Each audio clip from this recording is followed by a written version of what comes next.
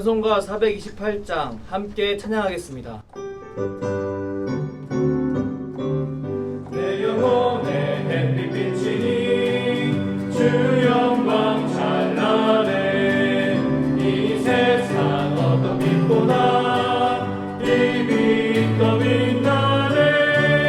주의 영광 빛난 광채 내게 비춰주시옵소서.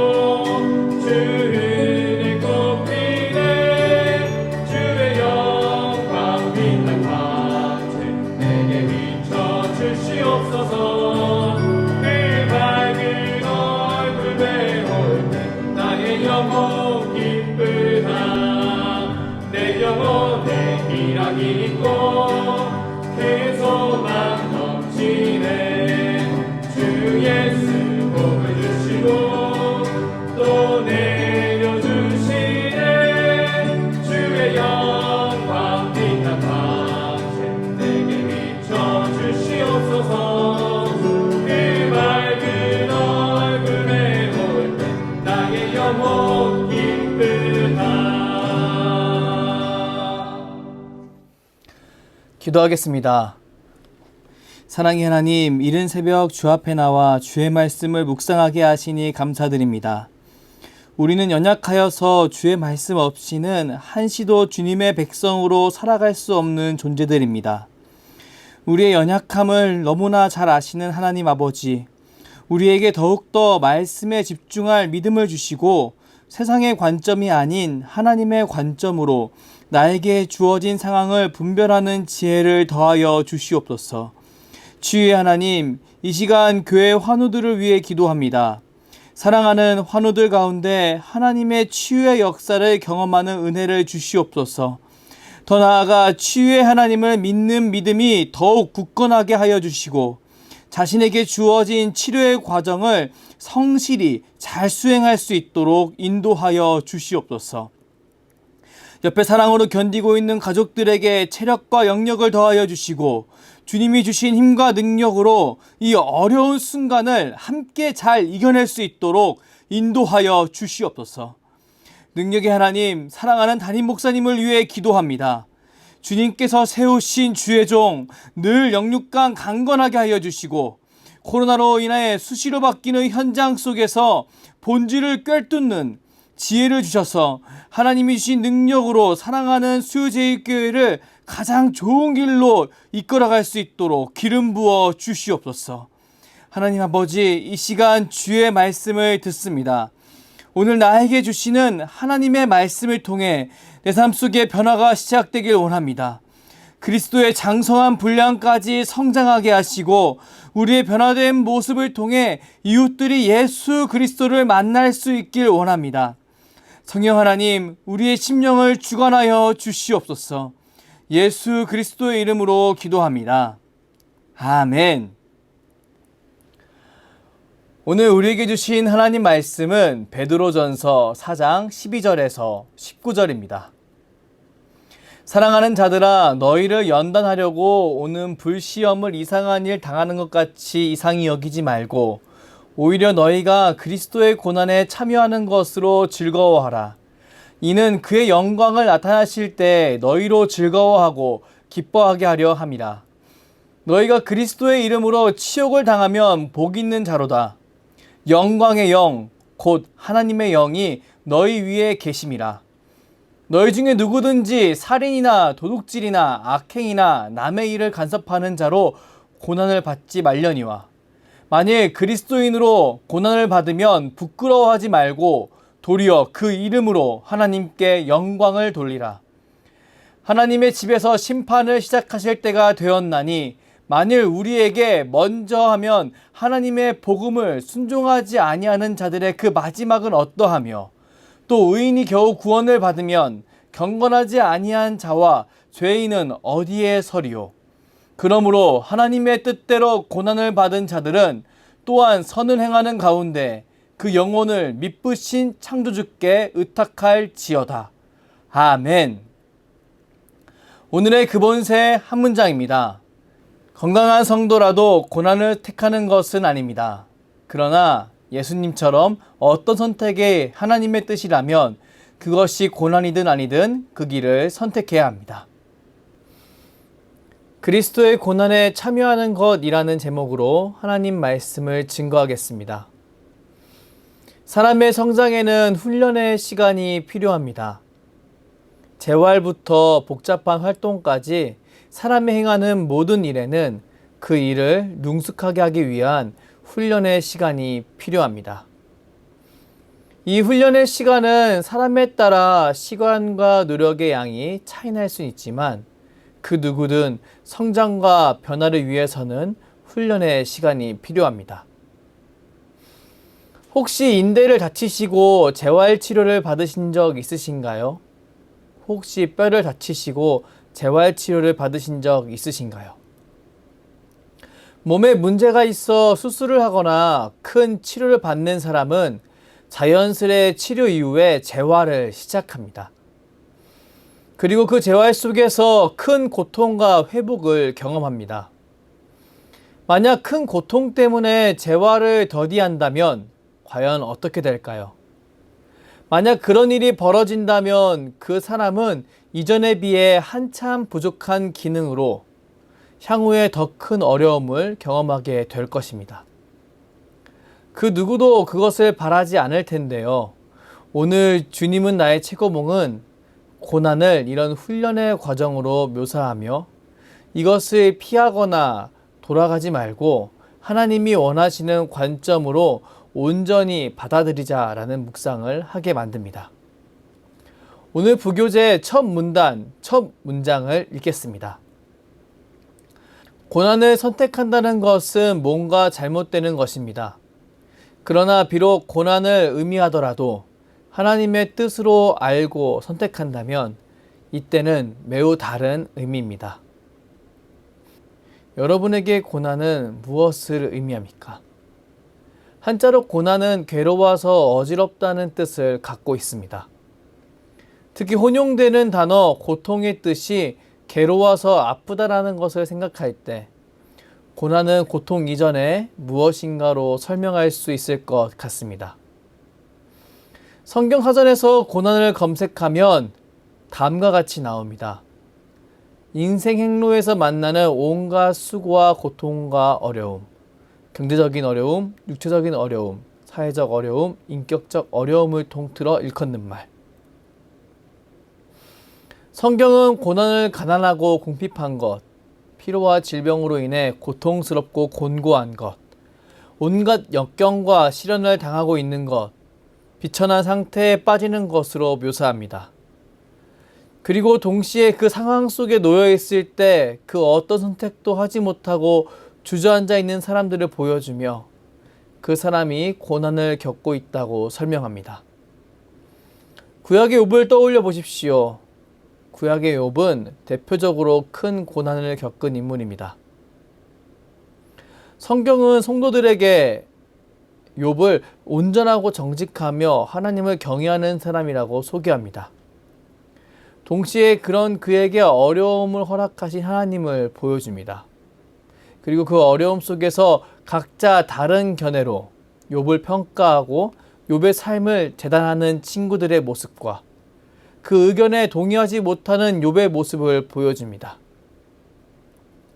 마지막으로 욥은 하나님과 이야기를 나누는데요. 모든 논쟁 후에 하나님 앞에서 자신이 이제야 하나님을 알게 되었다고 고백하는 욥의 모습을 마지막으로 보여줍니다. 우리는 이 욥기의 내용들을 통해 성경이 세상에 퍼져 있는 고난에 대한 잘못된 인식에 대해 의의를 제기하고 있으며, 특별한 고난은 인생에 참 유익을 줄 수 있음을 드러내고 있음을 알 수 있습니다. 욥기 8장 20절 말씀을 읽겠습니다. 하나님은 순전한 사람을 버리지 아니하시고 악한 자를 붙들어 주지 아니하시므로.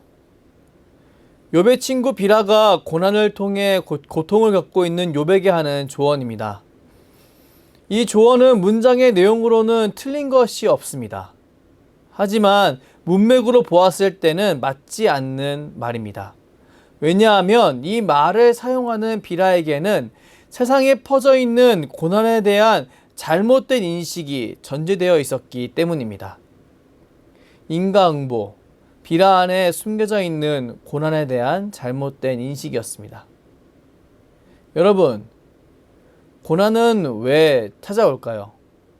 이 질문에 관해 세상에는 여러 가지 답이 준비되어 있습니다. 개인의 잘못 때문이다. 사회의 부조리 때문이다. 수많은 사람들이 이 질문에 대한 답을 내놓았습니다. 그리고 수많은 사람들이 알게 모르게 그 대답 중 하나를 붙잡고 살아갑니다. 이런 모습은 나라, 지역, 나이, 성별에 상관없이 동일한데요. 그럼 성경이 말하는 고난이 찾아오는 이유는 무엇일까요? 오늘 성경은 그리스도인에게 고난이 무조건 나쁜 것이다 라는 편견을 버리라고 말합니다. 본문 12절 말씀 읽겠습니다. 사랑하는 자들아, 너희를 연단하려고 오는 불시험을 이상한 일 당하는 것 같이 이상히 여기지 말고. 오늘 우리가 묵상하는 베드로전서는 소아시아 지방에 퍼져 있는 여러 교회에게 보내는 일반 서신입니다. 베드로전서가 전달될 당시 소아시아는 기독교에 대해 매우 배타적인 장소였습니다. 특히 기독교인을 향한 유대인들의 공격은 말로 할 수 없을 정도로 강력했고, 자신의 정치적 이익과 악한 이익을 유지하고 싶은 이방인의 고발로 인한 공격도 우리가 상상할 수 없을 정도로 엄청났던 장소였습니다. 이런 곳에서 복음을 붙들고 살아가는 초대교회 교인들을 상상해 보십시오.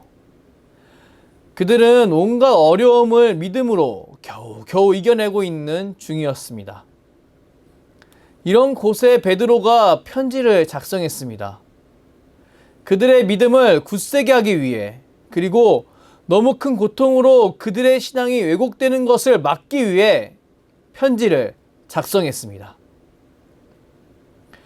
베드로전서는 105구절로 된 짧은 서신입니다. 그런데 그 서신에 고난받다라는 동사가 12회 정도 등장합니다. 우리는 이것을 통해 그 시대의 교회가 정말 고통스러운 시련기를 보내고 있음을 유추할 수 있습니다. 그리고 사도 베드로가 베드로전서를 통해 소아시아에 있는 그 예수를 믿음으로 고통스러운 시련기를 보내고 있는 교회에게 위로와 격려, 그리고 권면적인 가르침을 주고 싶어 했음을 알 수 있습니다.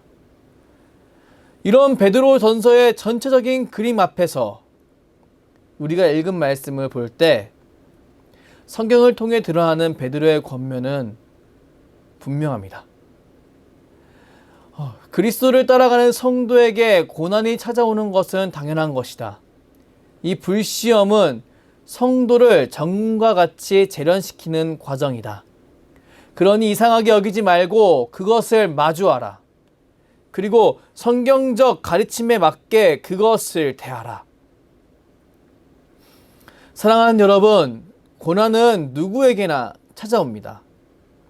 더구나 세상의 길과 정반대의 길을 걷고 있는 그리스도인에게는 무조건 찾아옵니다. 왜냐하면 제자는 선생을 따라가게 되어 있기 때문입니다. 우리가 사랑하는 예수님은 세상의 길과 정반대의 길로 가시다가 십자가에 못 박혀 죽으셨습니다.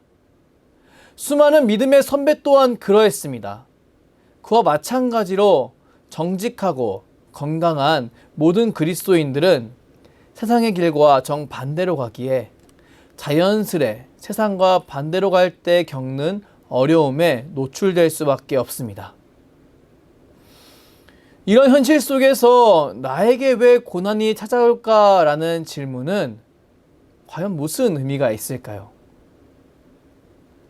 사실 이 질문은 정신력을 강화하기 위해 해병대 캠프에 지원하고 훈련받고 있는데, 나에게 왜 이런 어려움이 찾아올까라고 스스로 질문하는 것과 큰 차이가 없습니다.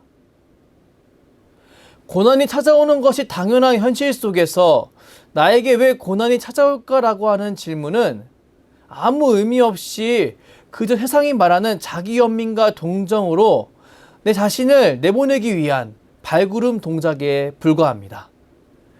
그렇기에 베드로는 그리스도를 충실히 따르는데 고난이 찾아오는 것에 관해 이상히 여기지 말라고 권면합니다. 동시에 그리스도인에게 한 걸음 더 나아가는 믿음의 결단을 할 것을 주문합니다. 본문 13절 말씀 읽겠습니다. 오히려 너희가 그리스도의 고난에 참여하는 것으로 즐거워하라. 이는 그 영광을 나타내실 때 너희로 즐거워하고 기뻐하게 하려 함이라. 아멘. 그리스도인은 시험으로 인해 균형감을 내던지는 사람이 아니다. 오히려 자신이 겪고 있는 고난이 인류를 구원하신 그리스도의 고난에 참여하는 것임을 알고 기뻐하는 사람이다. 만약 그리스도를 따르느라 더 큰 고통을 겪고 있는가? 그렇다면 더욱 기뻐하라. 사도 베드로가 주님을 따르느라 고통을 겪고 있는 소아시아 교회에게 하는 말입니다.